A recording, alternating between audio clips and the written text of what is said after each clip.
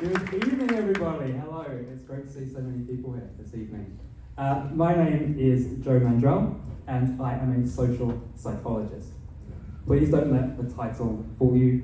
I'm a social psychologist, but I am by no means a social person. I am incredibly uncomfortable just being here. So I appreciate you having me. This evening, I'd like to talk to you about power. Now, when I say power, I don't mean this type of power. I don't mean this type of power. I don't even mean this type of power. Oh, I didn't even know I was taking that. I'm talking more about this type of power. Or perhaps this type of power. I'm talking about social power. The power we perceive ourselves and others to have in certain social situations. I'm interested in how that perception can influence our thoughts, our feelings, and our behaviours. And power is interesting because it's everywhere, right? Obviously there's power between a manager and an employee. There's also power in more mundane day-to-day activities. There's power between you and your doctor, for instance. Perfectly normal GP interaction there.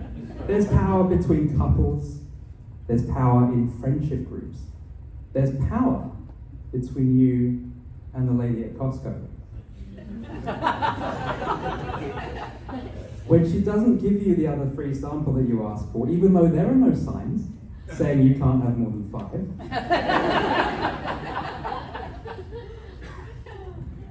That's power. And of course, there's power in this room tonight.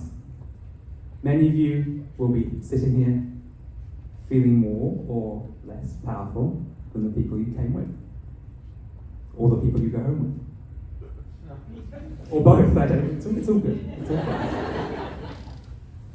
So psychologists have been interested in power for forever, right? But it wasn't until the 1950s and 60s that we really started to experiment with power and try and manipulate it to see what happened to people.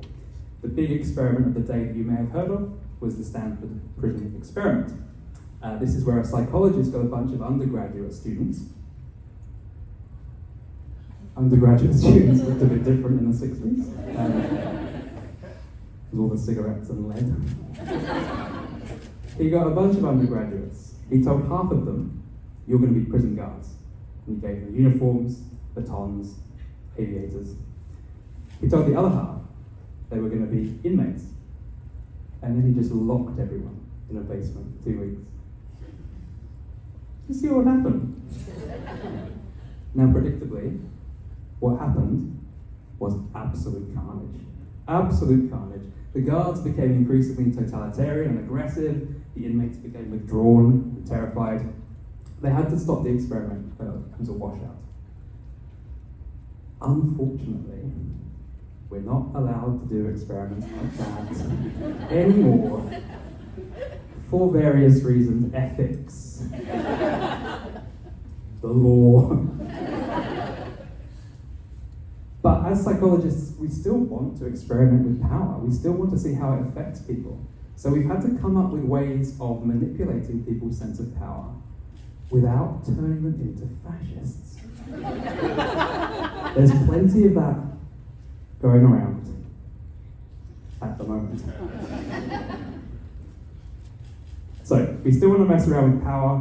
We want to do it for the science. And we've come up over the past 10, 15 years with a bunch of different ways we can manipulate people's sense of power in a safer way. I'll give you a couple of examples. A fairly famous one is the power stance, or the power pose.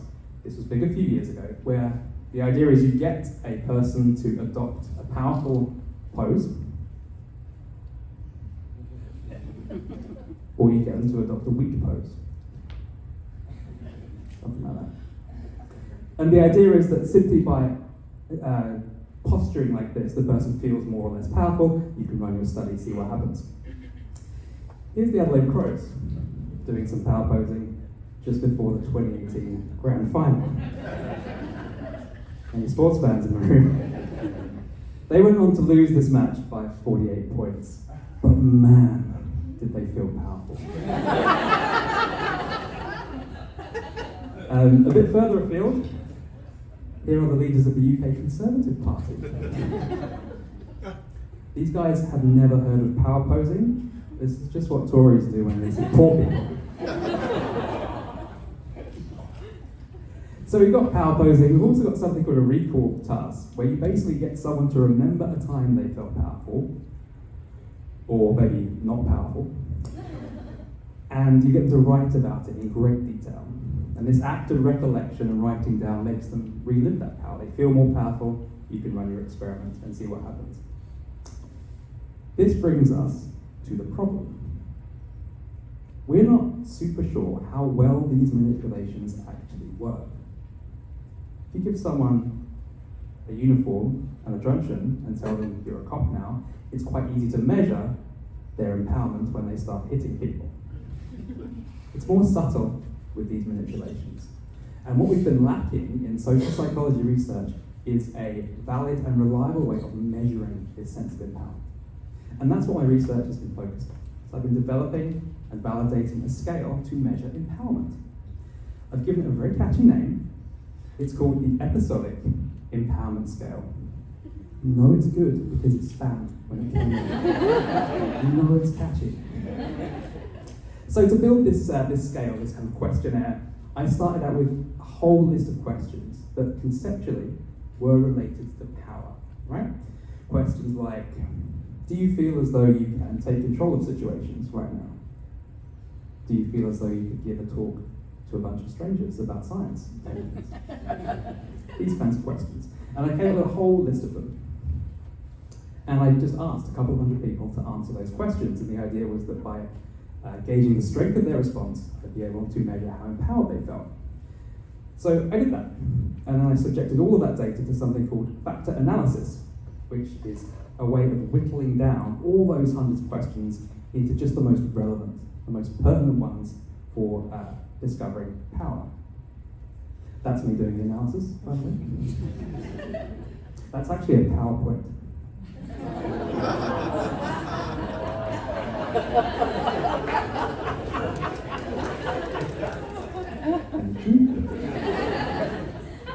So we ended up with this scale, right? This questionnaire had 5 questions, 5 really pertinent, relevant questions to gauge how powerful people felt. I then took that scale and asked a whole bunch of new people to complete it, but I also asked them about other things, other constructs that I thought would be related to power. I wanted to see where power fits into people's understanding, people's feelings and thoughts. And I'm going to talk about those results now. I have prepared some tables for you. I'm not going to use the tables, okay? I'm going to talk about my results using the medium of Australian Prime Ministers. Okay? So, bear this in mind. People who scored high on this new empowerment scale, so people who felt more powerful, also reported being much happier. Makes sense? Conversely, people who scored low on the empowerment scale reported being much sadder. People who scored highly on the empowerment scale had much higher self-esteem. He's so happy with himself. People who scored high on the empowerment scale had a much greater sense of control in their life and control over various government departments. Interestingly, people who scored high on the empowerment scale also reported having a much greater collaborative view of power. They thought power was much more collaborative endeavour. I don't have a picture that I could find for an Australian Prime Minister for that, so I wrote it. And finally, we found that people who scored higher on the empowerment scale were also significantly more action-oriented.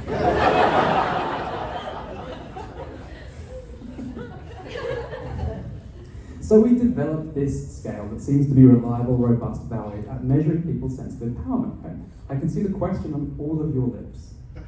Who cares? I mean, what's next? What am I going to do with this information? Well, there's a few different areas that I think this could be of use. In addition to research, I'm also a lecturer. And in education, we care about empowering our students in their learning, ensuring they can take control of their education. So I can see this scale being used to good effect in classroom environment. Perfectly normal 1850s classroom there.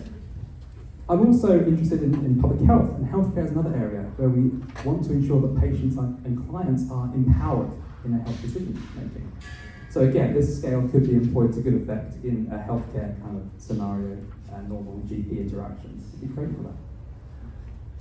Ultimately though, I made this scale to improve the methodological rigor of social psychology research. I want to improve the way that we measure empowerment in those experiments I was talking about before. And the reason is measurement is vital for science. Good measurement means that the science is good. And when the science is good, all of us can feel a little bit more powerful. Thanks for your time. Let's give one of Dave Crisante. Thank you for staying. Have a next speaker of Michael Coleman. Thank you for staying.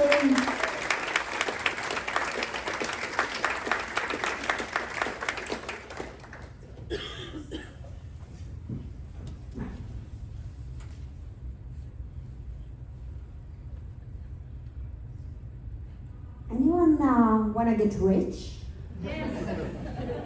I have a PhD in finance, and